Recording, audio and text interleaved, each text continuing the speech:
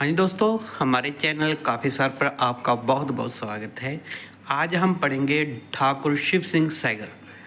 ठाकुर शिव सिंह सैगर की सबसे प्रसिद्ध रचना है शिव सिंह सरोज।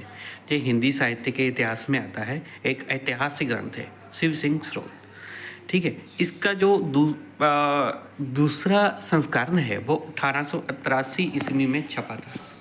ठीक है, तो जो इसका पहला संस्करण है वो 1878 ईस्वी में छपा था। ये हिंदी भाषा की रचना है। अगर आपको पूछ लिया जाए भी हिंदी साहित्य का इतिहास कौन से भारतीय विद्वान ने पहली बार लिखा था, वो है ठाकुर शिव सिंह सैगर। ठीक है, ये जो शिव सिंह सरोज में कुल 1003 कवि हैं। ठीक है, इसमें 1003 कवि हैं और ये नवल किशोर प्रेस लखनऊ यूपी से प्रकाशित हुआ था इसका प्रकाशन। ठीक है, आचार्य रामचंद्र शुक्ल ने इसे वृत्त संग्रह मात्र कहकर बुलाते हैं। ठीक है, क्या कहकर बुलाते हैं? वृत्त संग्रह मात्र।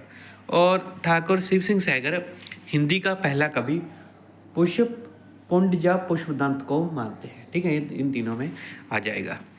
नेक्स्ट है, एक है पंडित महेश दत्त शुक्ल। ये भी हिंदी भाषा में हिंदी साहित्य का इतिहास लिखने वाले सर्वप्रथम भारतीय विद्वान माने जाते हैं। इनकी रचना है भाषा काव्य संग्रह। इनका प्रकाशन 1873 में हुआ था।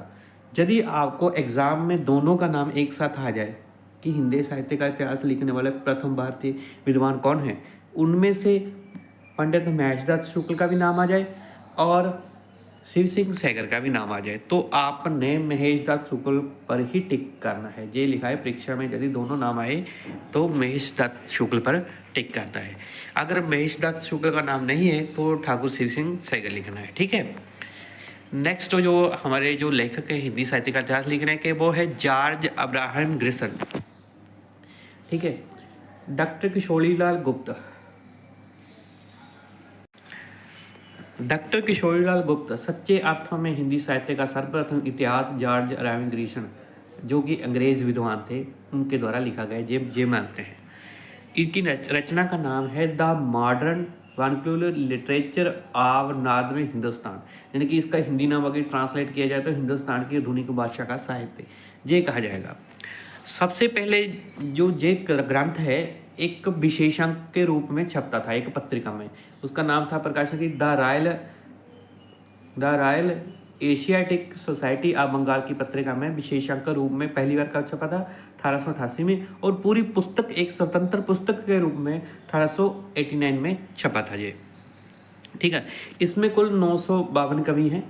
ठीक है, इन्होंने एक बात बोलो कई बार सुन लीजिए, जॉर्ज अब्राहम ग्रिसन ने 10 ग्रंथों को आधार बनाकर इस ग्रंथ की रचना की थी।